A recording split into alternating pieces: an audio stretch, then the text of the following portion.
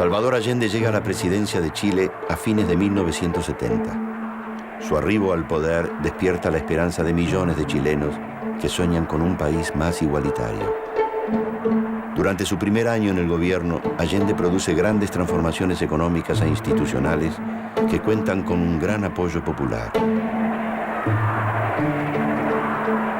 Se planteó reformas profundas. Reforma, la más importante, nacionalización del cobre, porque se obtenía divisas que le llamaban dólares, con eso podía comprar maquinaria, invertir, desarrollar el país, etcétera, etcétera, mejorar los sueldos de la clase trabajadora. Lo hizo, cumplió con eso. Necesitaba una reforma tributaria para redistribuir el ingreso, lo hizo, ¿verdad? Necesitaba una reforma agraria para que los campesinos, que eran muertos económicos, se convirtieran en agentes de mercado y compraran a la industria que se iba a crear, lo hizo. ¿Sí? Había que estatizar de alguna manera la industria y la banca para que se pudiera trabajar mejor todo el conjunto del modelo, lo hizo, fue cumpliendo, paso por paso. La derecha chilena, una derecha que no es tonta y que empieza a conspirar. Empiezan a conspirar contra el gobierno de Allende, viéndole sus fallas, sus debilidades, y ahí empiezan a atacar.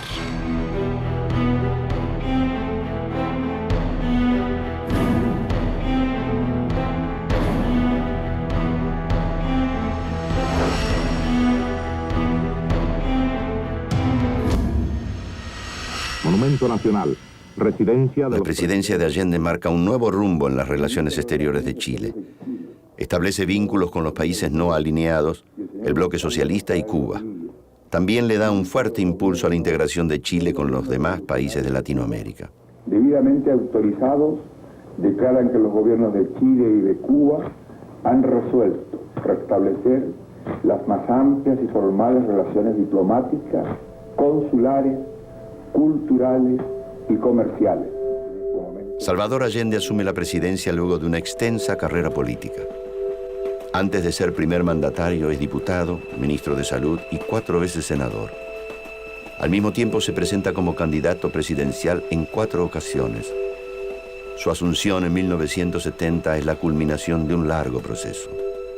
El momento de hacer realidad la vía democrática hacia el socialismo. La alegría del pueblo ese día fue tan inmensa. Era como tocar con las manos.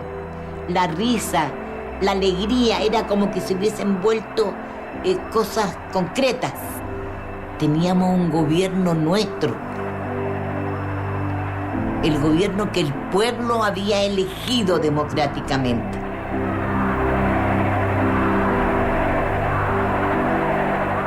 Era un estado de entusiasmo, de ebullición, de compromiso enorme.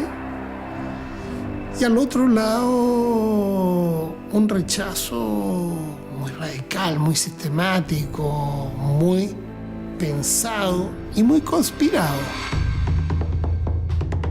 Luego de 2 años de gobierno de la Unidad Popular, los indicadores sociales y económicos de Chile obtienen una importante mejoría. Sin embargo, avanzado 1972, aparecen las primeras señales de conflicto que amenazan con desestabilizar al gobierno socialista. La asunción de Allende polariza todavía más el escenario político chileno. La derecha y la democracia cristiana se unen para bloquear todas las iniciativas del oficialismo. Cuentan con el apoyo del gobierno de los Estados Unidos, que no está dispuesto a perder sus privilegios en el país. La presión que ejercen los partidos opositores y el gobierno de Nixon son cada vez mayores. Ante tanta hostilidad en el entorno de Allende, crece el temor a un atentado que ponga en peligro su vida. La seguridad empezaba poco a poco a abarcar cada vez más necesidades, Así tuvimos que empezar a tener una lavandería propia para la ropa del presidente, porque a Fidel lo habían tratado de envenenar por la ropa como 3 veces. Entonces tuvimos que empezar a meter gente especializada desde cocinero, lavandera, planchadora. Había que cuidar hasta la comida. Es tanto que nosotros llegamos a cuidar el trago. Allende, teníamos un compañero que siempre andaba al lado de él, que nosotros por jodedera entre nosotros le decíamos el elegán whiskero. Porque era el hombre que siempre tenía que entrar a todas partes con Allende, pero entraba con una petaquita con whisky, que era el whisky que tenía que tomar Allende. Allende no podía tomar otro whisky que no fuera el que nosotros le dábamos.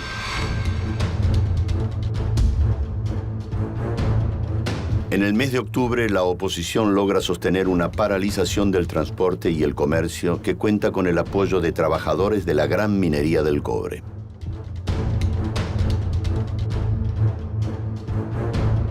Las famosas huelgas de camioneros significaron que colapsa el sistema de abastecimiento de bienes de consumo cotidiano en todo el país.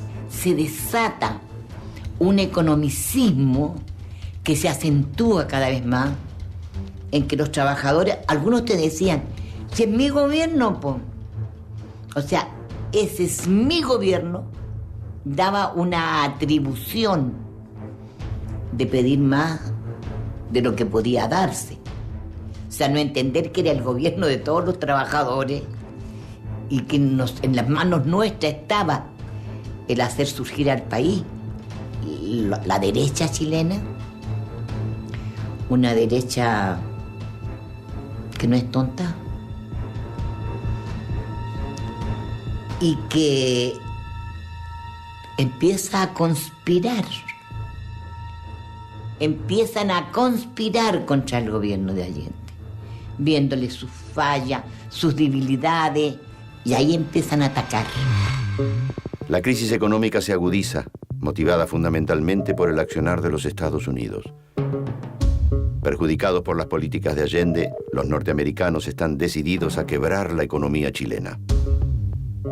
Bloquean la entrada de bienes imprescindibles para la industria y generan desabastecimiento, lo que hace surgir el mercado negro y una inflación imposible de controlar.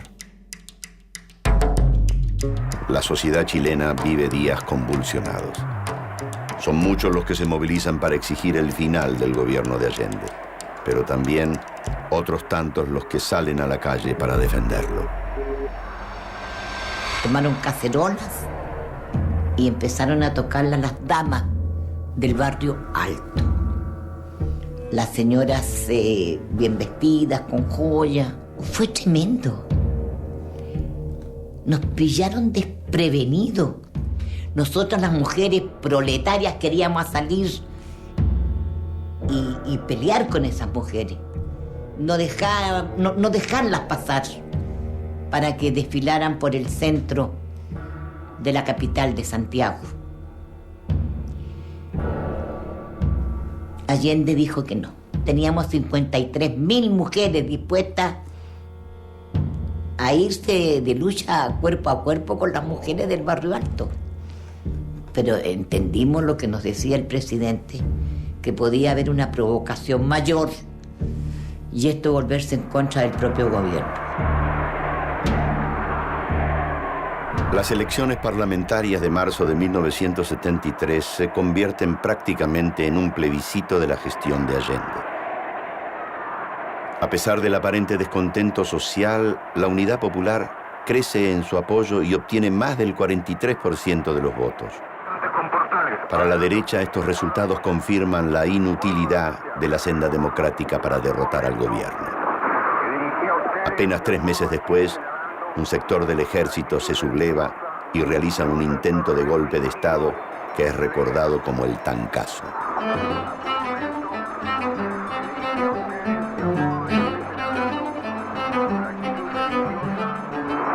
Lo primero que hizo el pueblo después del Tancazo es desfilar un día entero y una noche entera frente al Palacio de Gobierno.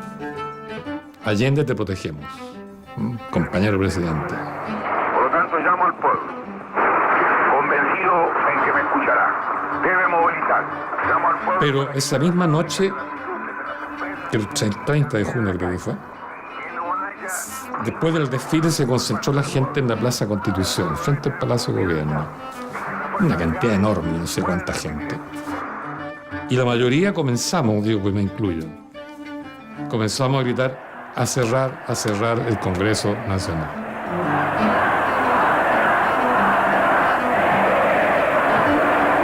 A establecer la Asamblea Popular. Rompamos, ¿verdad?, el respeto a la Constitución. Olvidémonos de la Constitución. Si ellos quieren dar un golpe, demos un contragolpe, establezcamos la Asamblea Popular y gobierne el pueblo. Y se acabó este problema. Haremos un cambio revolucionario en pluralismo, democracia y libertad, lo cual no significa ni significará tolerancia contra los antidemócratas, tolerancia con los subversivos, ni tolerancia jamás con los fascistas, camaradas. Él tenía que lidiar con una derecha completamente bastante golpista y todas las evidencias hoy día son claras al respecto, con una coalición de gobierno que tenía sus contradicciones entre los que querían acelerar el proceso y los que preferían ir más gradualmente, y con una izquierda, digamos, más radicalizada que no participaba del proceso y que claramente hacía y tenía su propia conducta. Económicamente era claro que no hubo desarrollo, hubo estagnación. Y lo que sí había un enorme desarrollo en la inflación. Y lo que sí estaba claro es que Estados Unidos estaba interviniendo desde el año 63. Y lo que sí estaba claro es que el pueblo exigía más y exigía más, ¿no? Y tenía confianza que podía ir más lejos. Entonces Allende se encontró en un callejón sin salida, en un pie forzado, en un zapato chino, como se dice, ¿no? Y su salida consistía, bueno, o sigo respetando la Constitución o dejo ese respeto de lado y asumo realmente un proceso revolucionario con el pueblo, que es lo que un sector del pueblo le está pidiendo. La conflictividad social crece continuamente, pero Allende está empeñado en evitar una guerra civil. Para calmar la situación, convoca al ejército a formar parte del gabinete y nombra al general Prats como ministro de Defensa. Esta decisión provoca una crisis interna en las fuerzas y, como consecuencia, el 23 de agosto, Prats deja su cargo. Quien lo releva es su segundo, un general de confianza del presidente, Augusto Pinochet. Debido a la profunda crisis que vive el país, Allende decide hacer un plebiscito para someter a la voluntad popular la continuidad de su gobierno.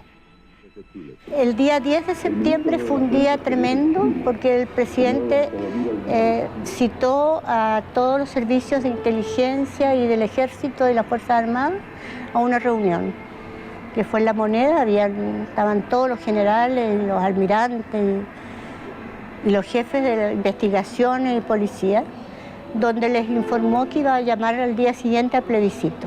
Pinochet se cuadra y le dice: señor presidente, el ejército estará con usted hasta las últimas consecuencias.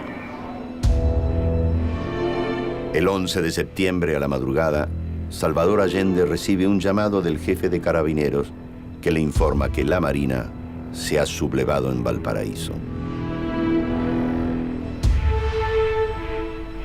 A pesar del peligro, el presidente resuelve ir al Palacio de la Moneda. Cuenta con el apoyo de los carabineros y el ejército que le prometieron lealtad. Cuando llega a la Casa de Gobierno, Allende le dirige un mensaje a su pueblo. Le salva el presidente de la República. Desde el Palacio de la Moneda, lo que deseo fundamentalmente, esencialmente, es que los trabajadores estén atentos, vigilantes, que eviten provocaciones. Y como primera etapa, tenemos que ver la respuesta, que espero sea positivo, de los soldados de la patria que han jurado defender el régimen establecido.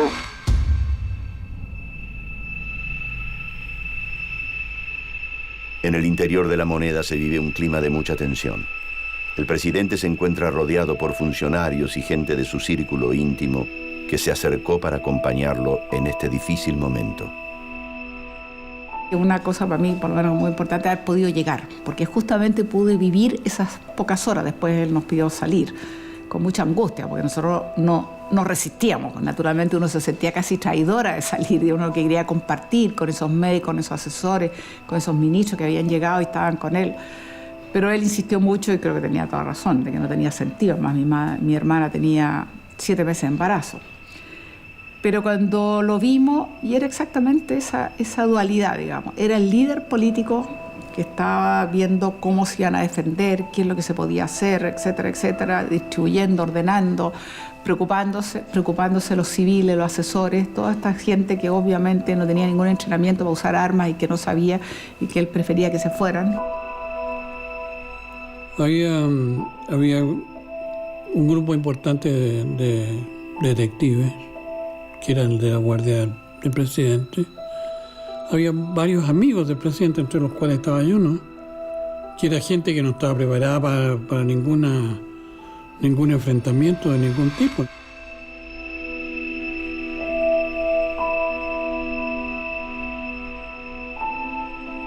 El presidente me llamó a mí, me dijo: mire, Juan, usted queda liberado de este trabajo. Yo le doy las gracias por todo lo que ha hecho por este gobierno, pero yo me voy a quedar acá hasta la última consecuencia con un grupo de compañeros. Pero usted se puede retirar con toda su gente. Yo le dije: yo me voy a quedar, presidente. Y el presidente me dijo: yo sabía que usted se iba a quedar, porque los viejos roles mueren de pie. Unos minutos después del mensaje de Allende, la Junta Militar brinda su primer comunicado. Fuerzas Armadas y Carabineros de Chile declaran, primero, que el señor presidente de la República debe proceder a la inmediata entrega de su alto cargo a las Fuerzas Armadas y Carabineros de Chile.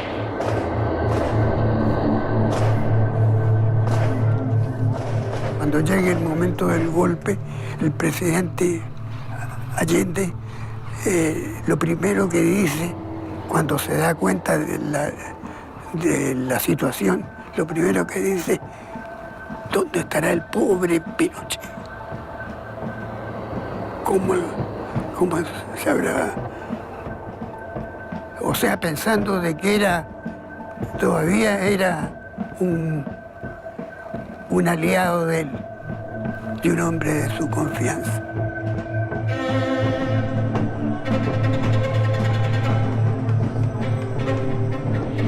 Segundo, que las Fuerzas Armadas y el Cuerpo de Carabineros de Chile están unidos para iniciar la histórica y responsable misión de luchar por la liberación de la patria del yugo marxista y la restauración del orden y de la institucionalidad. Firmado Augusto Pinochet Ugarte, general de ejército, comandante y jefe del ejército.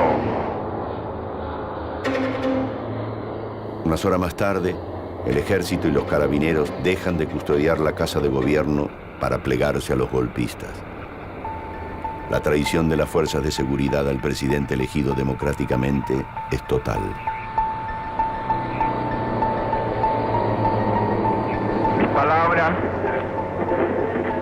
no tienen amargura sino decepción, y serán ellas el castigo moral para los que han traicionado el juramento que hicieron. En ese momento la balacera era ya terrible al interior del palacio y nos disparaban de todos lados. Esto fue poco antes del bombardeo, que se inició a las 11 de la mañana el bombardeo, de la cual yo no recuerdo porque yo no conté los roques que cayeron, pero sí se sentían las explosiones, que era algo impresionante porque nosotros estábamos recostados abajo, me acuerdo, y nos levantaba la onda expansiva. Y eso duró, bueno, yo no recuerdo exactamente cuánto, porque uno ahí pierde la noción del tiempo.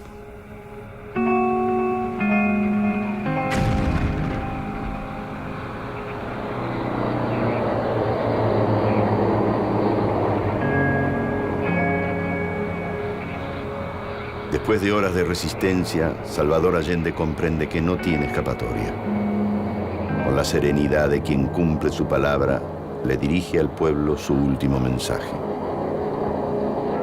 Compatriotas, esta será seguramente la última oportunidad en que me pueda dirigir a ustedes. Y esas palabras que son conmovedoras porque son de una lucidez, y es una cosa increíble pensar que él ya había recibido las amenazas de que iba a ser bombardeado, ya había habido tanques, ya había habido manifestaciones evidentes que eso iba a ser muy violento. Y sin embargo, cómo va refiriéndose, incluso agradeciendo y recordando a la mujer, al joven. Hijo al hombre de Chile, al obrero, al campesino, al intelectual, aquellos que serán perseguidos, porque en nuestro país el fascismo ya estuvo hace muchas horas presente. Al mismo tiempo educando, diciendo qué es lo que ha pasado, y el metal tranquilo, mi voz que los va a acompañar. Es una cosa que hasta el día de hoy, la verdad es que cuando uno lo escucha tiene una emoción tremenda. Que tengan fe. La historia no se detiene ni con la represión ni con el crimen. Esta es una etapa, será superada. Es posible que nos aplaste, pero el mañana será del pueblo, será de los trabajadores. Que efectivamente es para la posteridad, porque se despide, pero al mismo tiempo nos deja abierta la esperanza. Nos está diciendo que van a abrirse esas grandes alamedas. Otros superarán ese momento gris y amargo donde la traición pretende imponerse. O sea, es sorprendente. Es una cosa que le salió de adentro. Es un texto que por supuesto no lo tenía escrito, además que probablemente lo tenía en su cabeza en ese momento, en los sentimientos, lo que él sentía. Ante estos hechos, solo me cabe decirle a los trabajadores, yo no voy a renunciar. En un tránsito histórico, pagaré con mi vida la lealtad del pueblo. Entonces, nosotros sabíamos que él se iba a quedar hasta el final, pero la verdad es que son pocas las personas que cumplen, y cumplen de esa manera y con esa dignidad.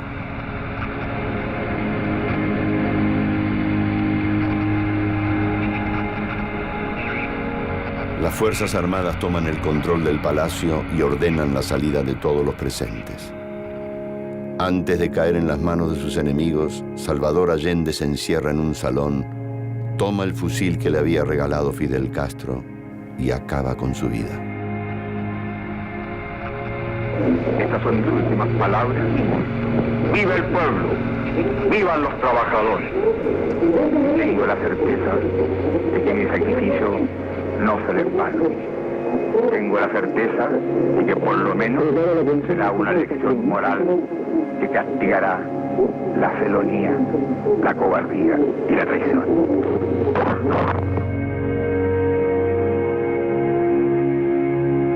El golpe del 11 de septiembre da inicio a una feroz dictadura, comandada por el jefe del ejército, Augusto Pinochet. La represión es implacable y las violaciones a los derechos humanos sistemáticas. Según los organismos, al final de 1973 son 250.000 los detenidos por motivos políticos.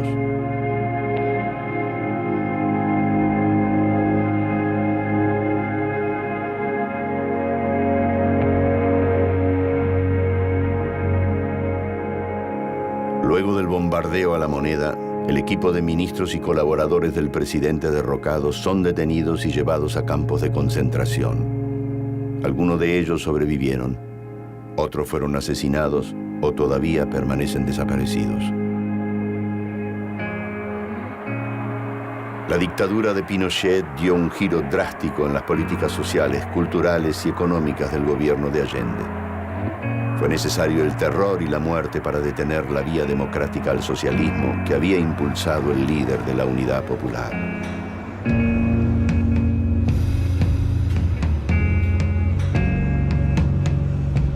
Era posible cambiar la vida que llevábamos. Pensamos que también es posible hoy cambiar la vida que lleva nuestro pueblo. y todos los pueblos que son subyugados en América Latina. La dictadura militar no tenía como objeto solamente dejar instaurado un modelo económico determinado, que es el neoliberalismo, y consagrado en la Constitución Política de Chile, sino que también tenía el objetivo, o para lograr ese objetivo más que nada, era penetrar también en las conciencias de la gente para hacerla individualista, que no había posibilidad de imaginar proyectos colectivos de transformación social, que ya los grandes relatos era cuestión de otros tiempos. Se nos vendió mucho ese cuento y la gente fue educada así en gran parte. A pesar de todo lo que se ha hecho para que su historia quede en el olvido, Salvador Allende persiste en la memoria del pueblo. En los últimos años, su figura resurgió con fuerza entre quienes luchan para construir una sociedad mejor. La juventud admira mucho la figura de Allende, no solamente por su liderazgo, sino que por su consecuencia, por su fuerza, por su capacidad de impulsar transformaciones que fueron importantísimas para nuestro país. Y la figura de Allende en las marchas, en las asambleas, en los foros, etcétera, que salía así de repente, era como un poco para dar cuenta de que aquí no hay nada que inventar, si ya lo hemos hecho. ¿Y por qué no podemos construir algo mejor que eso incluso?